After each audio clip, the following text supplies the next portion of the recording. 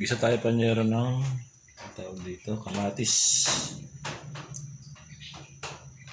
Tayo ay magsasarsyado panyero.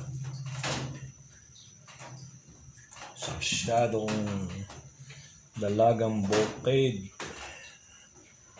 ang ating titirahin ngayon.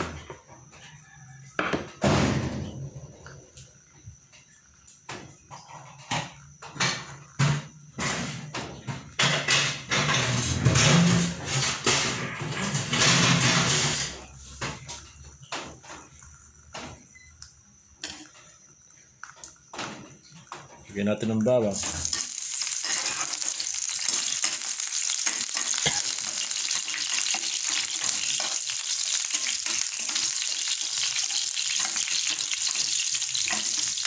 Okay. Gamitin natin lang sikas yan. Yan yung sikas.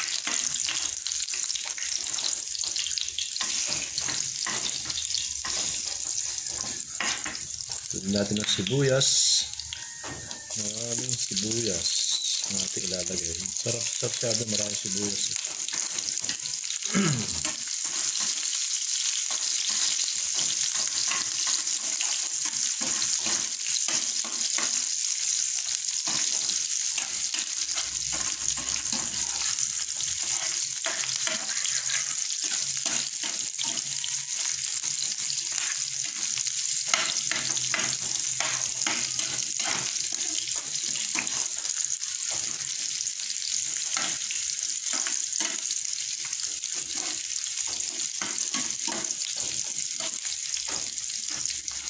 Lagyan natin yung panyero itong ating kamatis. Yan. Bakit pagkamura kamatis makatas? Yan. Nakutahin muna natin. Hindi natin haluin niya kasi para hindi siya masin. Natin muna siyang kuluan dahil natin siya haluin niya. Kaya na siya, pwede natin siyang haluin at ating tiga-tigain.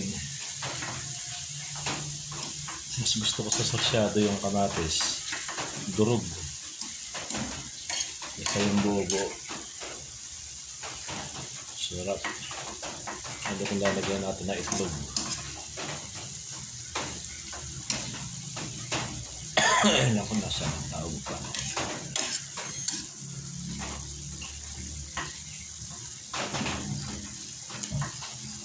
Ito na pampalasa. Kuchin.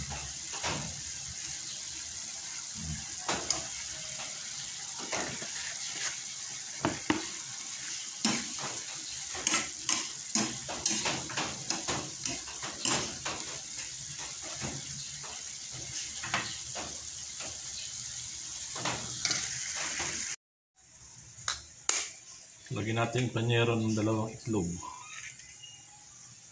Ayan. Sarap sarsyado may itlog.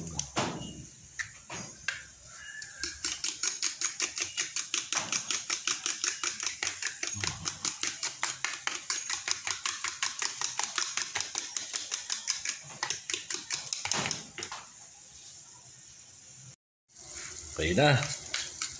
Lagyan natin yung ating itlog para mas masarap yung ating sarsyado.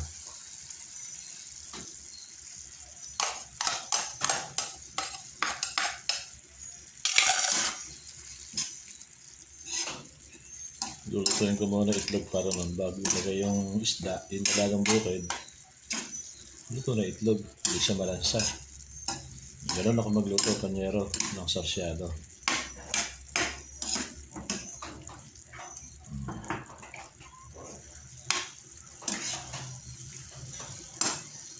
So nilalagay natin yung ating isda. So, dalawang dalagang bukid. Ayan, ating gagawin.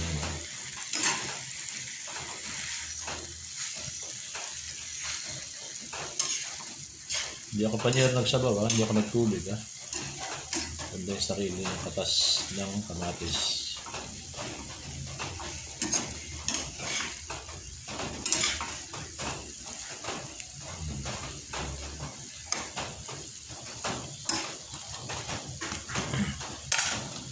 Saka natin hihinaan yung apoy. Yan. Saka ako tatakpan para maluto yung itlog. Oh. Yun. Yan. Yun lang kasimple, panyero. Ito na, panyero. Oh. Luto ng ating sarsyadong dalagang bukid. Ayan siya. Oh. Napakasarap. Oh.